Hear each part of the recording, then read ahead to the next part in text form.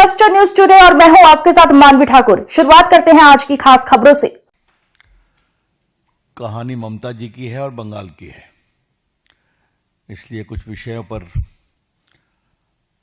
राष्ट्रीय मंच से पार्टी के बताना जरूरी था। कल हमारे विपक्ष के नेता शुभेंदु अधिकारी के कारवां पर हमला हुआ। पुलिस रिपोर्ट लिखाने की कोशिश की गई।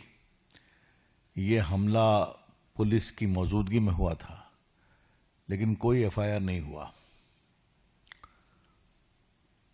मतलब अपोजिशन लीडर के कॉन्वॉय पे हमला हो तो आप समझते ही हैं। मुझे याद है एमपीज के एक डेलीगेशन हम लोग संदेश खाली गए थे, तो वहां अगर मेरी सिक्योरिटी और सीआरपीएफ नहीं आती तो हम लोग घुस भी नहीं पाते। तो ये बंगाल में चलता है, आपको मालूम है। ममता जी कह रही हैं कि हम जो दफ्तर में गए थे, आईपैक नाम है ना, वो हम चीफ मिनिस्टर के रूप में नहीं गए थे, टीएमसी के अध्यक्ष के रूप में गए थे। अब ये लॉजिक तो हमने आज तक सुना ही नहीं।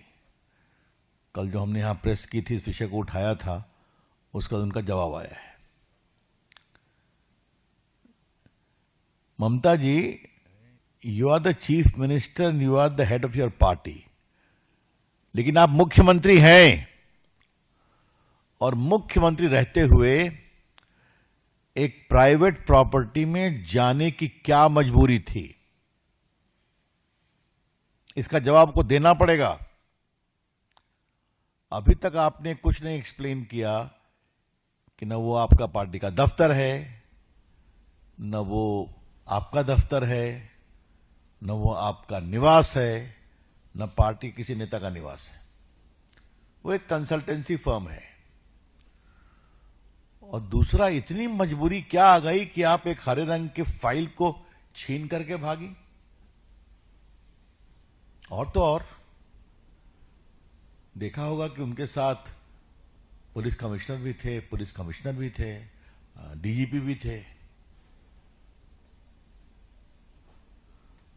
हमारा स्पष्ट आरोप है कि ममता जी की पुलिस अब ममता जी के गैर कानूनी, गैर संवैधानिक कार्यों में खुलेआम मदद करने का एक वेपन बन गई है।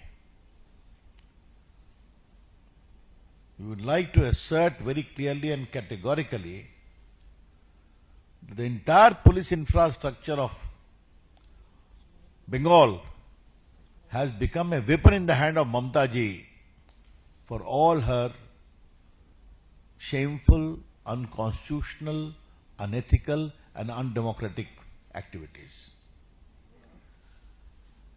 दूसरी बात कहनी है, ये क्यों होता है? ये क्विड प्रो को है।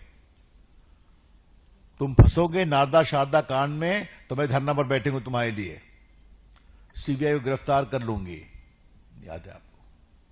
और फिर मैं जब कुछ गड़बड़ करूंगा तुम मेरे साथ खड़े रहोगे।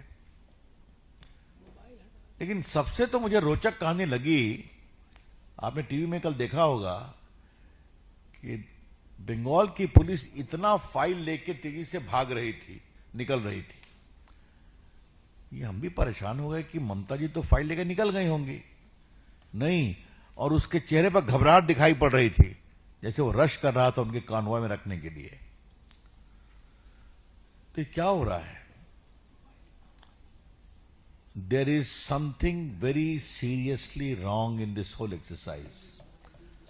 बहुत सस्पिशन है, बहुत संदेह है। ममता जी, क्या छुपा रही हैं आप? क्यों छुपा रही हैं आप?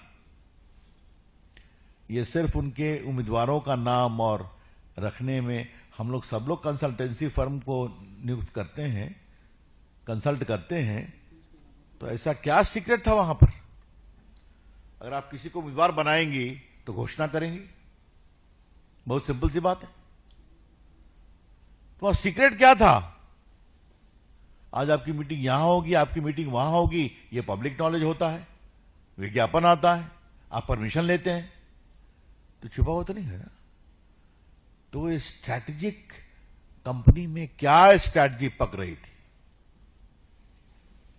स्वाभाविक है, जो मीडिया में चर्चा हो रही है कि गोवा का इलेक्शन आसनसोल कोल सिंडिकेट,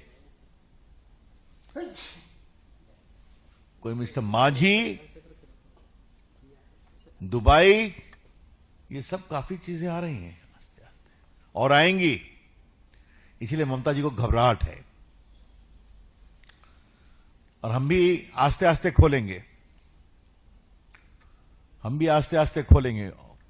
जरूरत पड़ेगी तो जोर से खोलेंगे। लेकिन कुल मिलाकर के